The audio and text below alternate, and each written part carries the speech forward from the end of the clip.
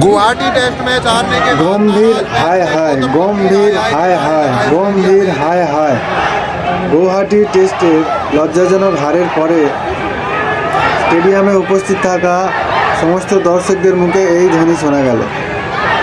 গৌতম গম্ভীরকে পুরোপুরি বেইজ্জতি করে ছাড়ল ভারতীয় ফ্যানরা।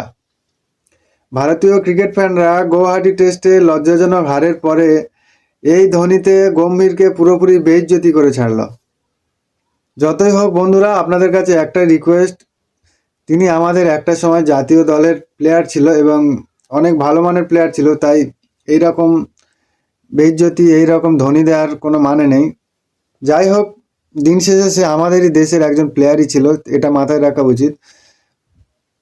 কিন্তু ভারতীয় ফ্যানেদের এই ধ্বনি দেওয়ার কারণে কিন্তু তিনি নিজেই, গৌতম গম্ভীর নিজেই কিন্তু এই এত নিচে নামিয়ে দেওয়ার কারণে কিন্তু তিনি নিজেই।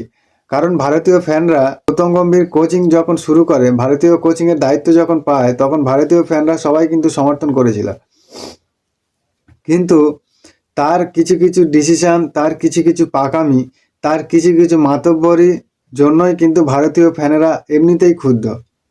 কারণ তিনি কাঠি করে, তিনি পলিটিক্স করে এমনিতেই বিরাট কোহলি, রোহিত শর্মার মতো তারকাকে দল থেকে বের করে দিয়েছেন এমনিতেই। সেই জন্যই ভারতীয় ফ্যানেরা এমনিতেই ক্ষুব্ধ। আর তার উপরে টেস্ট টিমের এই অবস্থা, সেই জন্যই হয়তো ভারতীয় দর্শকরা রেগে গিয়ে, খেপে গিয়ে এই ধ্বনি দিতে বাধ্য হয়েছে। যাই হোক বন্ধুরা, এইসব করো না, কারণ তিনিও একটা সময় আমাদের দেশেরই প্লেয়ার ছিল, তাই সেটা মাথায় রাখা দরকার।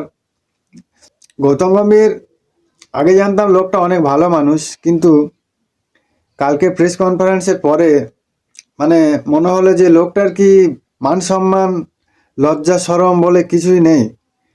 মানে চ্যাম্পিয়ন্স ট্রফি, এশিয়া কাপ জেতার ক্রেডিট তিনি নিজেই নিয়ে নিলেন। সারা জীবন ক্রেডিটের পেছনে ঘুরে ঘুরে যখন দেখছে কেউ ক্রেডিট দিচ্ছে না, তখন নিজেরই ক্রেডিট দিয়ে দিল যে আমি চ্যাম্পিয়ন্স ট্রফি জিতিয়েছি, আমি এশিয়া কাপ জিতিয়েছি।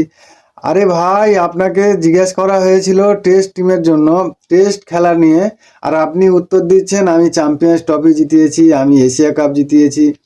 আরে ভাই, চ্যাম্পিয়ন্স ট্রফি আপনি যেহেতু জিতিয়েছেন, কিন্তু তখনই ক্যাপ্টেন ছিল আমাদের রোহিত শর্মা, দুনিয়ার সব থেকে সেরা ওডিআই ক্যাপ্টেন রোহিত শর্মা। সেই টিমে ছিল লেজেন্ড বিরাট কোহলি, সেই টিমে ছিল, এবং দুজনে মিলিয়ে চ্যাম্পিয়ন্স ট্রফি জিতিয়েছে। আর সিএট অ্যাওয়ার্ডসতে চ্যাম্পিয়ন্স ট্রফির ক্রেডিট রোহিত শর্মা কিন্তু রাহুল দ্রাবিড়কে দিয়ে গেছে, আপনাকে কিন্তু দেয়নি। তাই আপনার ক্রেডিট নেওয়ার কোনো মানেই হয় না, নিজেই ক্রেডিট নেওয়ার কোনো মানে হয় না। আর এশিয়া কাপে আপনি কোন টিমকে হারিয়েছেন? ওমান, ইউএই, পাকিস্তানের মতো টিমদেরকে হারিয়ে আপনি নিজের ক্রেডিট নিচ্ছেন। মানে লজ্জাও লাগে না নাকি ভাই? এর আগে আমরা কি এশিয়া কাপ পাইনি? এর আগে কি আমরা এশিয়া কাপ পাইনি? ভারতের এত কোচ এসছে, কোনোদিন কোনো কোচ নিজের ক্রেডিট নিজে কিন্তু কোনো দিনই নেয়নি। কিন্তু গৌতম গম্ভীর যখন দেখছে কেউই আমাকে ক্রেডিট দিচ্ছে না, তখন নিজেরই ক্রেডিট দিয়ে দিল। মানে লজ্জা লাগা দরকার। এই মানুষটার লজ্জার কবে যে হবে, লজ্জা শরমের মেডিসিন খাওয়াতে হবে মনে হয়। মানে কি বলবো, নিজেই ক্রেডিট দিয়ে দিচ্ছে। কোথায় প্রেস কনফারেন্সে এসে বলবে যে আমাদের যেরকমভাবে আমরা আশা করেছিলাম সেই রকমভাবে খেলতে পারেনি, কিন্তু তিনি সেটা না, তিনি ক্রেডিট দিচ্ছেন যে আমি এশিয়া কাপ জিতিয়েছি, আমি চ্যাম্পিয়ন্স ট্রফি জিতিয়েছি। বাপ রে বাপ, নিজেই ক্রেডিট নিচ্ছে। মানে ভাবা যায় না যে গৌতম গম্ভীর নিজের মান সম্মান, নিজের লজ্জা শরম এতটা নিচে নামিয়ে দেবে, সত্যি। আর তিনি বলে দিলেন যে কি, যে না, আমার ভবিষ্যৎ বিসিসিআইয়ের হাতে, বিসিসিআই যা বলবে তাই করবে। আর বিসিসিআই আমার মনে হয় গৌতম গম্ভীরকে কিছুই করবে না, কারণ 2027 অব্দি গৌতম গম্ভীরের চুক্তি আছে। তাই বিসিসিআই গৌতম গম্ভীরকে এখনই সরাতে চাইবে না, কারণ সামনে টি20 বিশ্বকাপ আছে। সেই জন্য বিসিসিআই হয়তো এখনই কোনো পদক্ষেপ নিতে চাইবে না। আর সব থেকে বড় কথা, এখন বিসিসিআই তো পুরোপুরি চালাচ্ছেই তো মনে হচ্ছে গম্ভীর, কারণ তারই ডিসিশন, সেই টিম সিলেক্ট করছে, সেই প্লেয়িং 11 ঠিক করছে, সেই পজিশন ঠিক করছে, কে কোন নম্বরে ব্যাট করবে সেটাও ঠিক করছে। মানে সমস্ত কিছু তিনিই ঠিক করছেন। তাই তাকে সরানোর কোনো চিন্তাভাবনা হয়তো বিসিসিআই করছেই না। শুধু শুধু আমরা আন্দোলন করছি, শুধু শুধু আমরা কথা বলে যাচ্ছি, শুধু শুধু আমরা আওয়াজ তুলে যাচ্ছি, কিন্তু আদৌ কাজের কাজ কিছু হবে না। 2027 অবধি আমাদের এই রকম বেইজ্জতি হতে হবে। সামনে আছে নিউজিল্যান্ডের সঙ্গে সিরিজ, তার আগে আছে শ্রীলঙ্কার সঙ্গে সিরিজ। বেইজ্জতি হওয়ার জন্য আরও একবার প্রস্তুত হতে হবে আমাদের।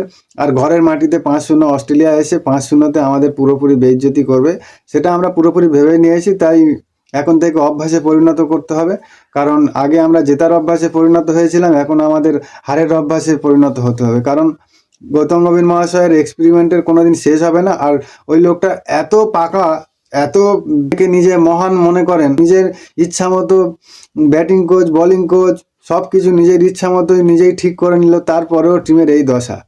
হয়তো বিসিসিআই চাইবে তাকে পুরোপুরি একেবারে যাবজ্জীবনের মতো কোচিংয়ের দায়িত্ব হয়তো দিয়ে দেবে, সারা জীবনের মতো। সব থেকে খারাপ লাগে, এতদিনে আমরা যেখানে টেস্ট চ্যাম্পিয়নশিপে 1 নম্বর 2 নম্বরে র্যাঙ্ক করতাম, সেখানে আজকে আমাদের র্যাঙ্ক 5, মানে পাকিস্তানের নিচেও নেমে গেছে। মানে লজ্জায় মাথা হেড হয়ে যাচ্ছে, মানে পুরোপুরি বেইজ্জতি, টেস্ট টিমটাকে পুরোপুরি বেইজ্জতি করে ছেড়েছে। আর এদিকে প্রেস কনফারেন্সে এসে নিজের ক্রেডিট নিজে নিয়ে, মানে সত্যি লজ্জাও লাগে না। এই মানুষটার কবে যে লজ্জা হবে, কবে যে নিজের মান সম্মানের কথা ভাববে, সেটাই বুঝে পায় না। হবে